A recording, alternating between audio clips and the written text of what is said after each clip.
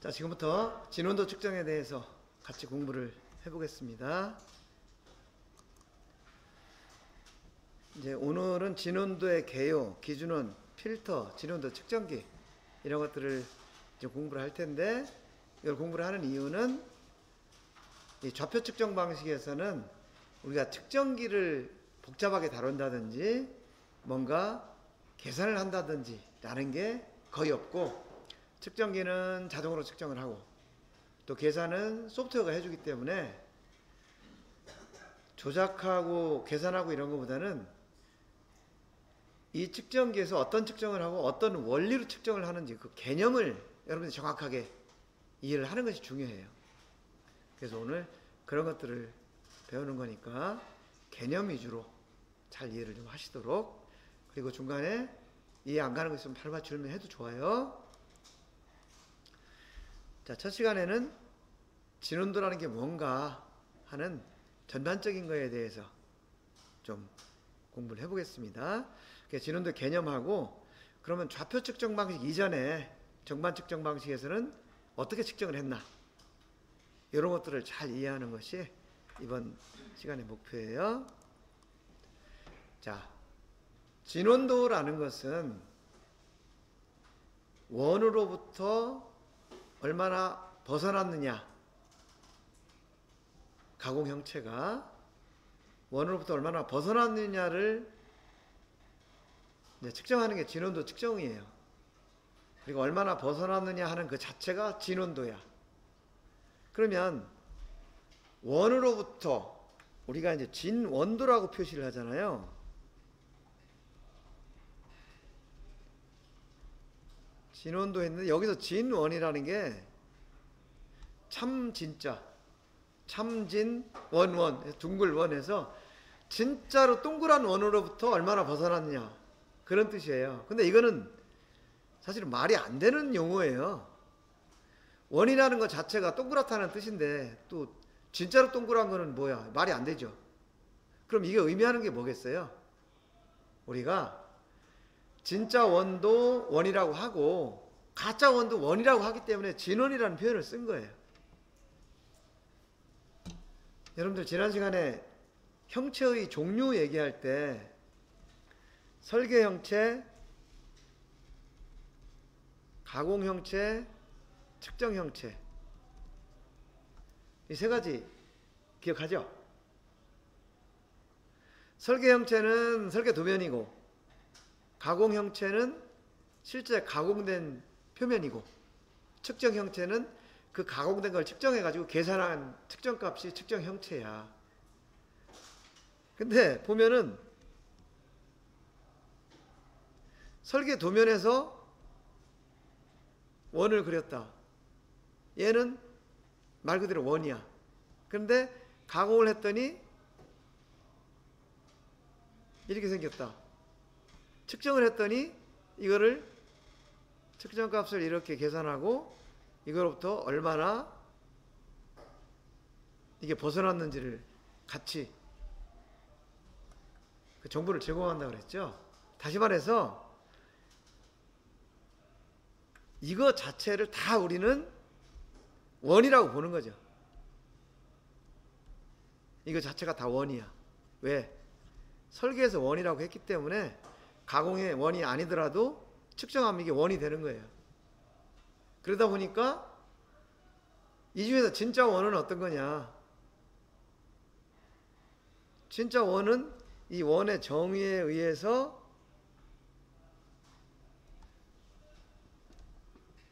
표현된 게 진짜 원이라는 거죠. 원 뭐냐면 평면상의 한 점에서 같은 거리에 있는 점의 자취, 그죠? 같은 거리에 있는 점들의 집합,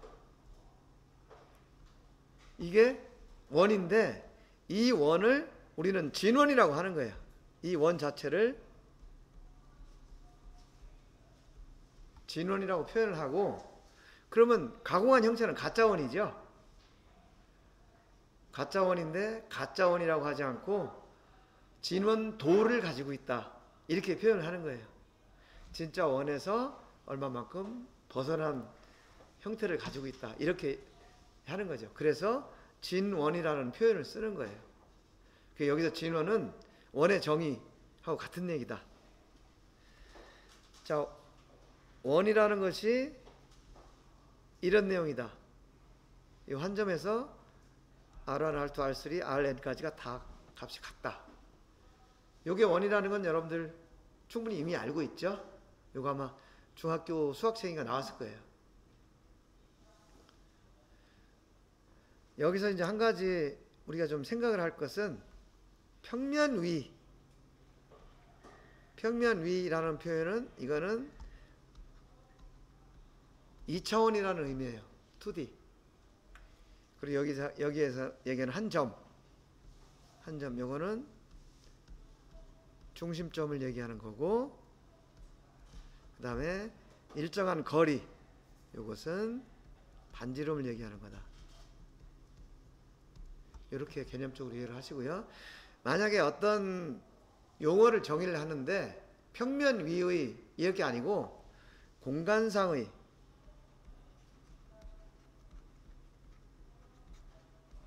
이런 표현이 나오면 이거는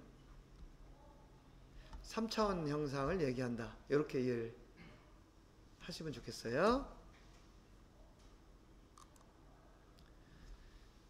자, 그럼 이게 원인데, 원이라는 것은 이게 다 같은 거다.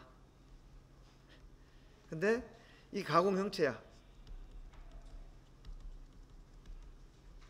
이것이 진원이고, 가공 형체는 각 점까지의 거리가 다 다르죠. 다 다르다 보니까 얼마나 다르냐라는 것을 표현하는 것이 그 중에서 가장 큰 값, 그 다음에 가장 작은 값, 가장 큰 값은 여기 되죠. 가장 작은 값, 요 차이, 요것을 진원도라고 표현을 한다. 진원도 간단하죠? 네. 간단하고, 우리가 진원도를 라운드니스라고 지금 표현을 했는데, 요게 이제 ISO에서는 라운드니스라는 표현을 주로 쓰고요. 그 다음에 여러분들이 이제 기하공차, 지금 공차 해석 배우죠? 공차 해석 배우는 것이 주로 이제 ASME 미국 규격이에요. 거기에서는 이 라운드니스를 서큘라리티라고 표현을 해요.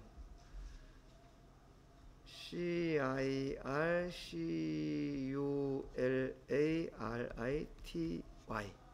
그래서 라운드니스라는 표현이나 서큘러리티라는 표현이 같은 진원도를 의미한다. 이렇게 이해를 하세요. 그 다음에 그러면 원이라는 것이 어떤 과정을 통해서 만들어지는지를 한번 볼게요.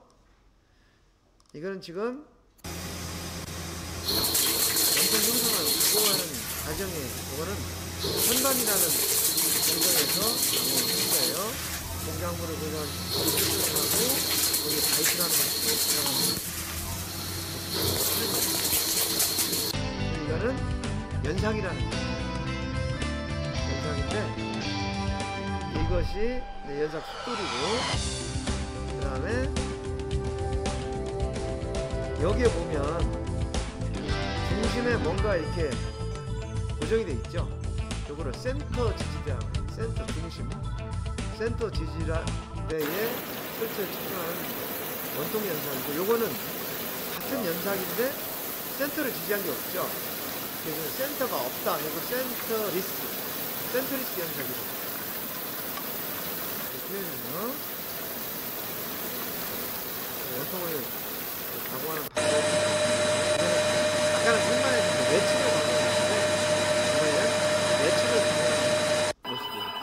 이것도 매측을 그라인더로 연삭 숫돌을 이용해서 가공하는 거고요.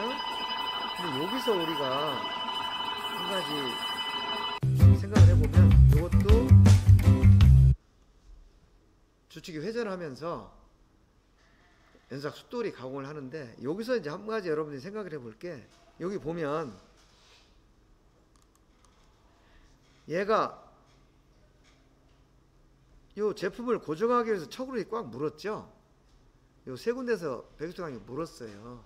그러면은 가공하는 동안에는 이 세 군데가 힘이 가해지겠죠.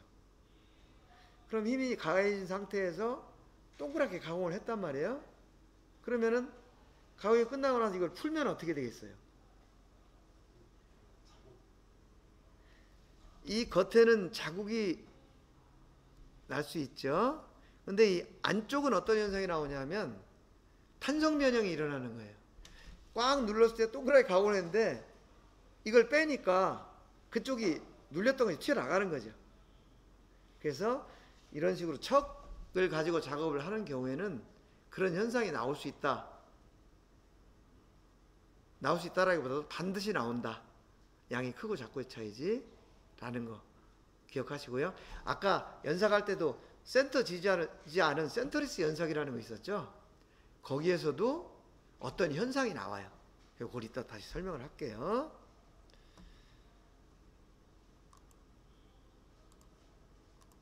계속 볼까요? 이런 식으로 하고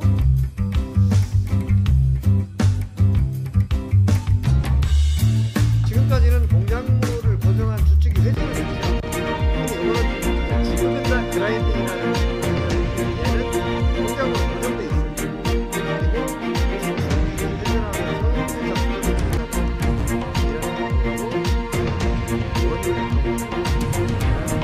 다양한 방법을 통해서 원이 만들어진다 라는 건데, 그러면 이거하고 관련해서 생각을 하면 모든 원이 다 동그랗게 만들어져야 되는데 그렇지 않다라는 거죠. 그럼 왜 안 그러느냐? 지금 그 가공한 그 공작기계의 특성들하고도 다 관계가 있다는 거죠. 예를 들어서 공작물을 고정시키고 주축이 회전을 하는데 이 주축에 만약에 결함이 있다라고 하면 원이 동그랗게 가공이 안 되겠죠. 그리고 공구가 접촉해서 깎아내든 갈아내든 하는데 그 공구가 접촉했을 때 어떤 변형이 일어난다든지, 또 아까 센터가 이렇게 양쪽에 고정을 한 상태에서 가공을 하는데 양쪽 센터가 뭐 불완전한다든지, 또는 척으로 꽉 잡았을 때 압력이라든지, 그 다음에 센터리스 현상, 이런 여러 가지 원인에 의해서 진온도라는 것이 발생한다 라는 거고요. 나중에 여러분들이 이제 계속 이 분야의 일을 하다 보면 이런 원인 때문에 어떤 성분이 발생했다는 이제 분석하는 것도 이 진온도 측정기에서 이제 공부를 할 거예요.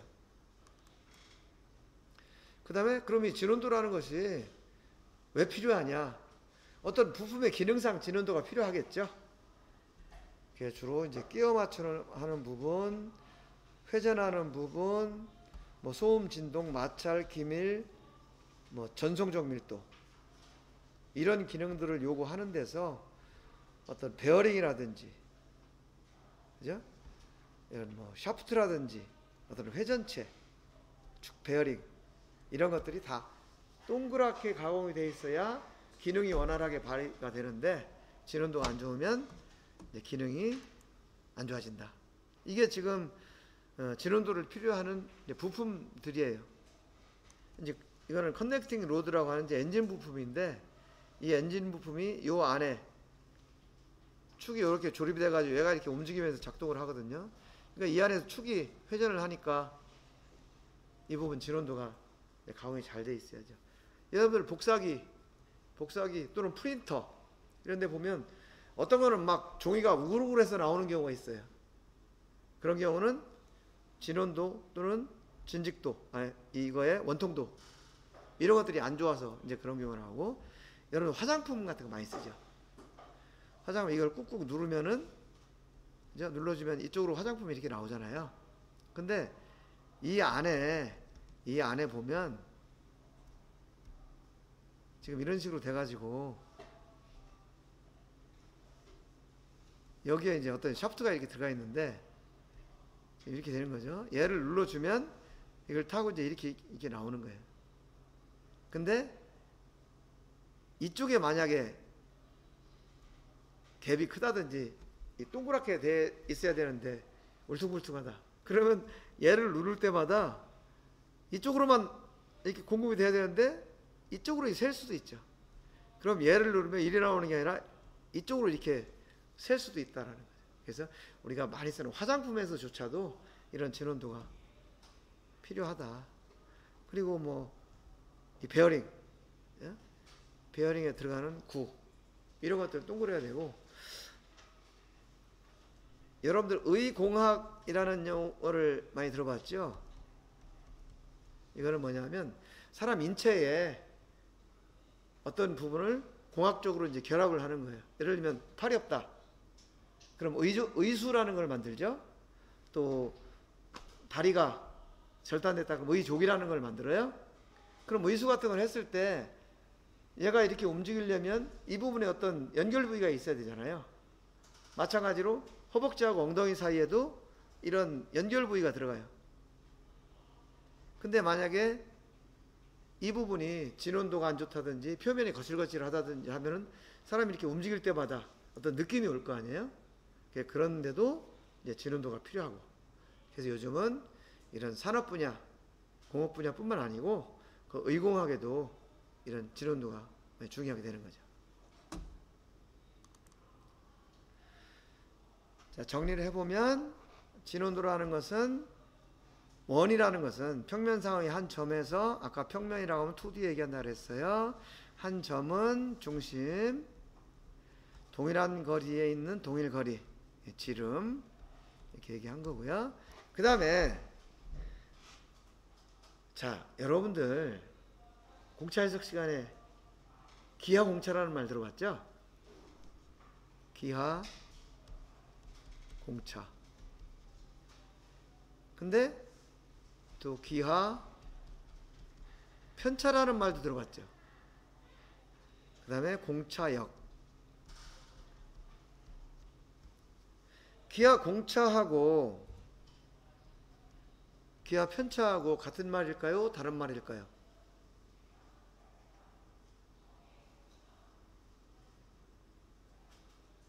글자가 다르니까 뭐 다른 말이겠지, 그제? 그럼 의미는 같을까요? 다를까요? 예? 거의 같다. 거의 같다라는 의견이 있고, 또 다른 의견은? 예, 다를 것 같다. 왜 다를 것 같아요?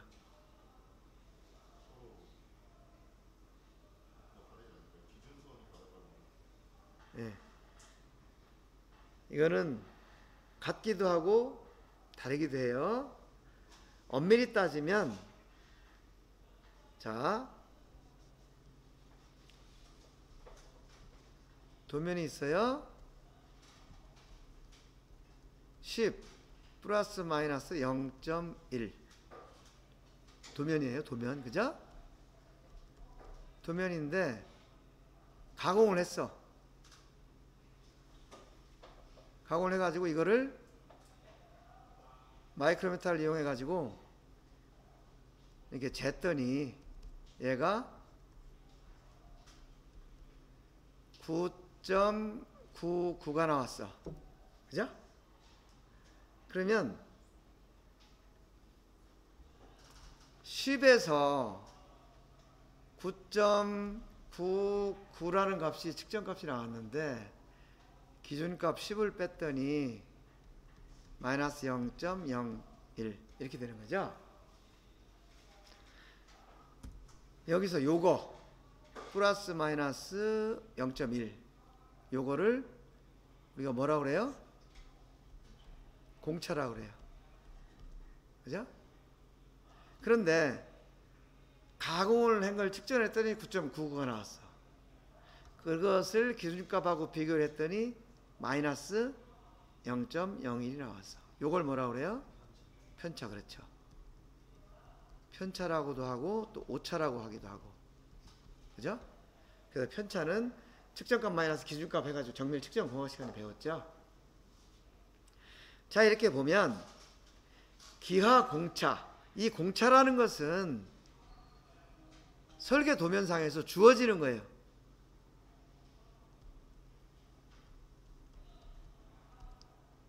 그죠? 편차라는 것은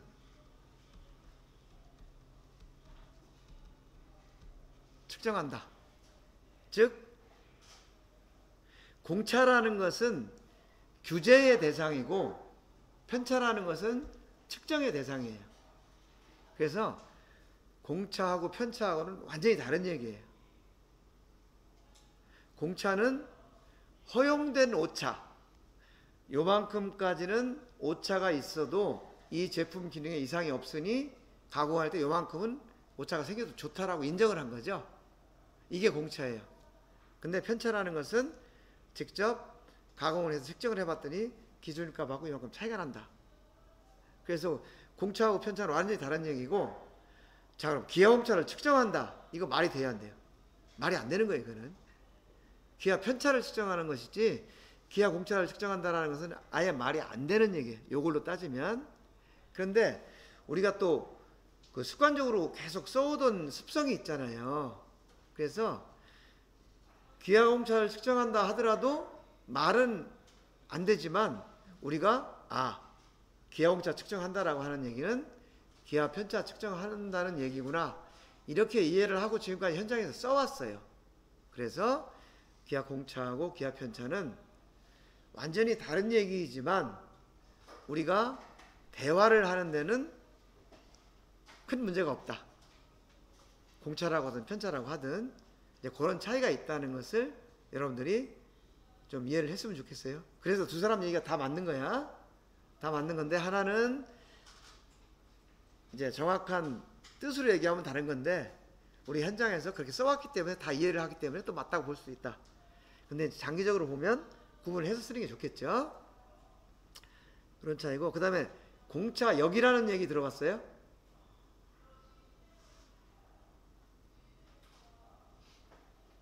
기하공차 시간에 아마 이게 언급이 됐을 텐데요. 여기서 공차 역이라고 하는 역은 영역, 구역을 얘기하는 거예요.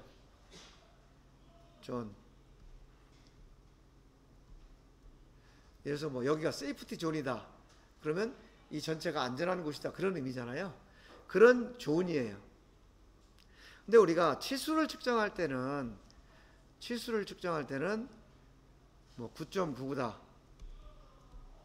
그러면은 얘가 10에서 플러스 0.1,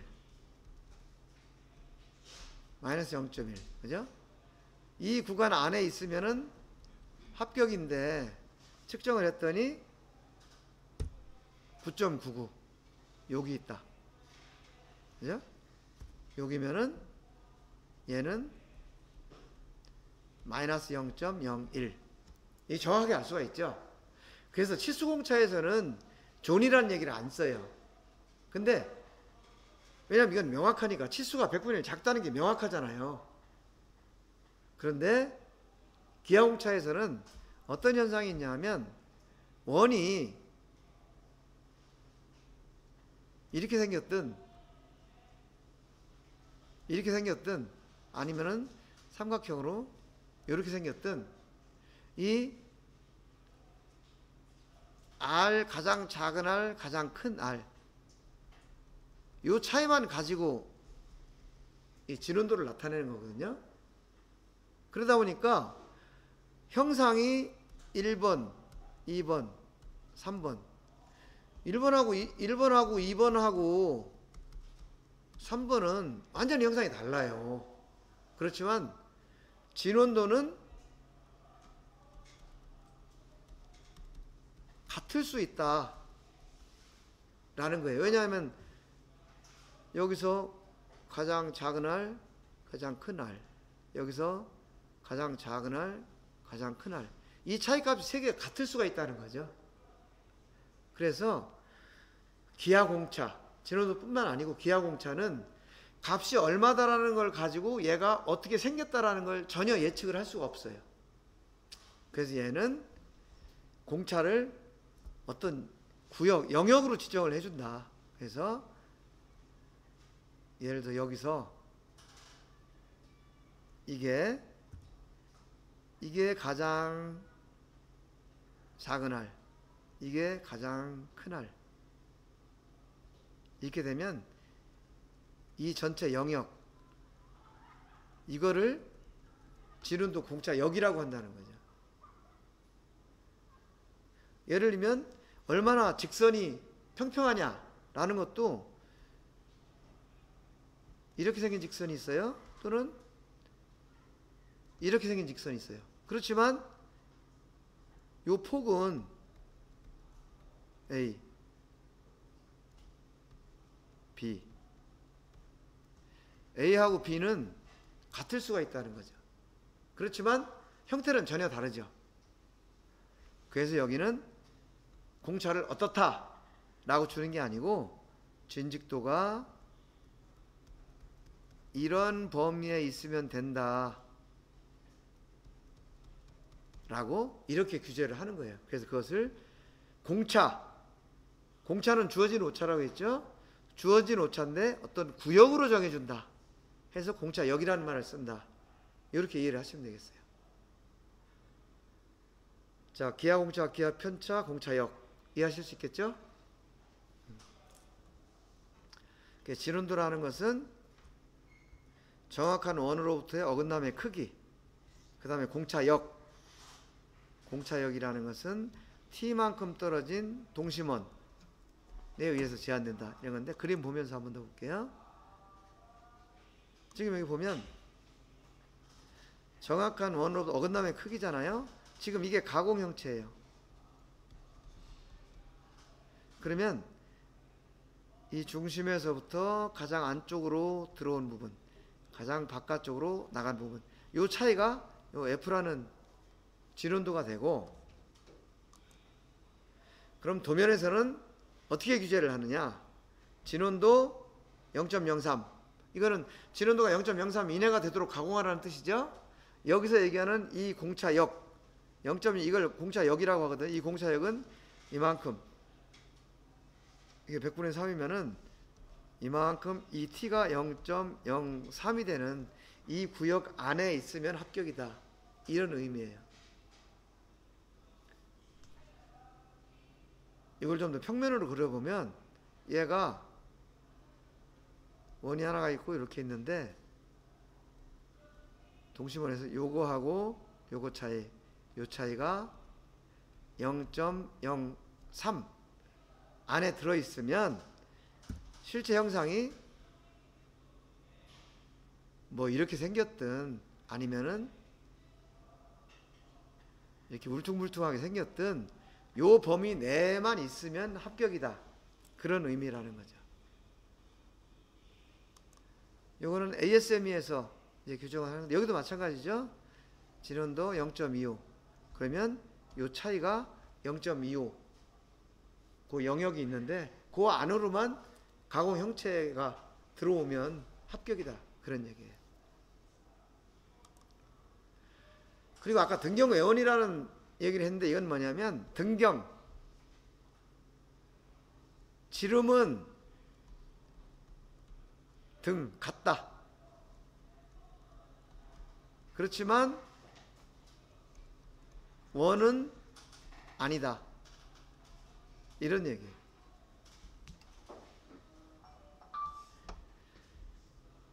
지름은 항상 일정한 것처럼 보이지만 실제 형상은 진원이 아닌 원, 이거를 등경외원이라고 한다. 이거는 여러분들이 이번 시간뿐만 아니고 회사에 가서도 계속 이것 때문에 문제가 되기 때문에 이건 꼭 기억을 해놔야 돼요. 그것은 척작업 또는 센트리스 연삭, 이런 가공 과정에서, 아까 그 봤죠? 이런 가공 과정에서 이제 발생을 하고 이제 조립성에 영향을 크게 주기 때문에 현장에서도 문제가 많이 되는 부분이다. 그리고 이거는 진원도 측정기를 사용하지 않으면 발견이 불가능해요. 그렇기 때문에 중요하다라는 거고요. 여기 보시면 지금 이런 거예요. 자, 여기를 척으로 여기 세 군데를 꽉 잡고 여기를 가공했어요. 그랬더니 이렇게 동그란 원이 가공이 됐어. 그죠? 이렇게 가공이 됐는데, 문제는 가공 끝나고 나서 이 척으로 잡았던 데를 풀었어. 이쪽으로 풀었어. 풀었더니 이쪽으로 이렇게 튀어나오더라는 거죠. 잡았다가 힘을 풀었을 때 튀어나왔다. 그럼 이거는 탄성 변형이 되죠. 근데 만약에 이걸 풀었는데도 다시 튀어나오지 않는다. 그러면 무슨 변형이라고 해? 그거를 소선 변형이라고 하죠. 소정 변형은 이제 영구 변형인데 여기서 이제 이런 탄성 변형이 일어난다는 거죠. 그럼 어떤 문제가 생기느냐? 아까 가공할 때는 이게 이렇게 동그랬어요. 진원이었어요. 가공은 이렇게 했는데 힘을 풀었더니 이쪽으로 튀어나와서 원이 아니고 이런 왜곡된 형상이 되더라. 그런 의미예요. 그래서 이것을 등경외원이라고 그러는데 요거는 어떤 특징이 있느냐? 마이크로메타로 재면 D1, D2, D3, D4가 다 똑같아. 지름이. 그러면 어떻게 생각해요? 아, 이거 완전한 원이구나. 이렇게 생각을 할 수가 있죠. 그런데 실제는 완전한 원이 아니고 이게 만약에 구멍이라고 하면 요런 지름을 갖는 축이 있어야 조립이 된다는 거죠. 그죠? 그리고 만약에 이게 축이라고 한다면 이만큼의 지름을 갖는 상대 부품이 있어야 조립이 된다는 거죠. 그래서 이 등경외원은 마이크로메타로 잴 때는 완전한 원 같지만 실제로는 원이 아니고 그렇기 때문에 이제 조립성에 영향을 미친다. 그것을 등경외원이라고 한다. 이렇게 이해를 하시면 되겠어요. 요걸 왜 얘기하냐면 이런 문제가 계속 연결이 돼요. 지난 시간에 가공 형체와 측정 형체 얘기할 때 서로 다르다고 그랬죠. 그래서 어떻게 해결할 거냐를 우리가 고민해야 된다고 그랬잖아요. 그 부분하고도 연결이 되기 때문에 이걸 강조를 하는 거예요. 그리고 이건 지름이 같기 때문에 이렇게 그냥 바퀴처럼 굴려도 평평하고, 그렇지만 실제 여기에 조립될 수 있는 이런 부품의 지름은 다 서로 달라서 조립의 문제가 된다라는 거죠. 그럼 우리가 이런 진원도를 재는데 지금까지 전통적인 방식으로는 어떻게 측정을 했느냐? 세 가지 방법이 있는데 직경법, 삼전법, 반경법이라는 세 가지로 정반상에서 측정을 했어요. 가장 간단한 거는 직경법. 요거는 이전법이라고도 얘기를 해요. 왜 이전법이냐 하면 여기하고 여기 두 군데 재가지고 계산을 하니까. 그래서 이렇게 지름을 여러 군데를 재는 거예요. 그러면 지름을 여러 군데를 재면 지름 차이가 나오겠죠. 그러면 진원도라는 것이 정의 자체가 반지름 차이기 때문에 지름 차이값 나누기 2 하면 이게 진원도가 되는 거죠. 이거는 현장에서 공작물을 빼지 않고 이렇게 선반 같은 거 가공하면서 도중에 측정할 때 많이 써요. 주로 지름을 많이 재는 거죠. 그럼 그 지름 차의 반, 이것이 진원도다. 이런 식으로 생각을 하고, 현장에서 간단하게 측정하는데 편리한데 이제 문제는 등경외원을 판단하기가 곤란하다. 이런 문제가 있고요. 이게 그 얘기예요. 근데 등경외원이 그 요철이 홀수로 나타날 때 척을 3군데서 잡았다, 5군데서 잡았다, 7군데서 잡았다. 그러면 이 지름이 다 같은 걸로 나타나요. 그래서 홀수로 나타날 경우에는 문제가 이게 찾아내지 못하니까. 근데 이것이 짝수로 나타난다. 짝수로 나타나면 얘는 등경외원이 아닌 거죠. 이거는 지름 차이가 나오니까. 그래서 항상 요철이 홀수로 나올 때 이 방법으로 측정하면 찾아낼 수가 없다라는 거고요. 그 다음에 이제 삼전법이라는 게 있어요. 삼전법은 뭐냐면 V블록 위에다가 올려놓고 여기다 인디케이터를 올려놓고 얘를 회전시키는 거예요. 그럼 요 인디케이터 바늘이 움직이겠죠. 요 바늘 움직이는 양의 반만큼 나누기 2해서 진원도로 계산하는 방식이에요. 여기 이제 FIM이라는 용어가 나오는데, FIM은 Full Indicator Movement, MOVE MENT. 그래서 회전시켰을 때 다이얼 게이지 바늘이 얼마나 움직였느냐, 이 전체 량을 가지고 이걸 FIM이라고 하는 거예요. 또 자료에 따라서는 TIR, Total Indicator Reading이라고 표현을 하는 데가 있고요. 또 어떤 때는 Full Indicator Reading 이렇게 표현하는 데가 있는데 다 같은 말이에요. TIR, FIR, FIM. 요거는 V블록에 두 점이 접촉이 되고 다이얼 게이지에 한 점이 접촉해서 측정한다 그래서 3점법이라고 표현을 하죠. 그래서 이것은 FIM 나누기 2 해서 진원도라고 계산을 하고, 이거는 현장에서 가장 많이 쓰이는 방법이에요. FIM이라는 것은 다이얼 게이지 전체 일근값이라는 뜻이고요. 그런데 요거는 또 문제가, 아까 직경법은 등경회원을 찾지 못하는 문제가 있었는데, 요건 또 무슨 문제가 있냐면 V블록의 각도가 같더라도 이 요철수, 가공 형태의 요철수에 따라서 이게 진원도가 달라져요. 요철수가 다르더라도 값은 같이 나와야 되잖아요. 근데 이게 달라진다는 문제가 있고, 또 한 가지는 요철수가 같더라도 V블록의 각도, 지금 얘하고는 V블록 각도가 다르잖아요. 각도가 다르면 또 값이 달라져. 그래서 그런 문제가 있다. 그렇지만 현장에서 간단한 방법이 되게 많이 쓰인다 하는 거고요. 그 다음에 이제 반경법이라는 게 있어요. 진원도가 반지름 차이라고 했잖아요. 그러니까 반경법이 원리적으로는 가장 비슷한 거죠. 그것은 여기 아까 우리 연삭 가공할 때 센터 봤죠? 센터 지지대에다 걸고 다이얼계를 여기다 붙이고 얘를 회전시켜서 이 FIM을 읽어내는 값이에요. 이렇게 되면 이론적으로 가장 정확한 진원도를 잴 수가 있는데, 지금 그 얘기예요. 진원도는 FIM이다.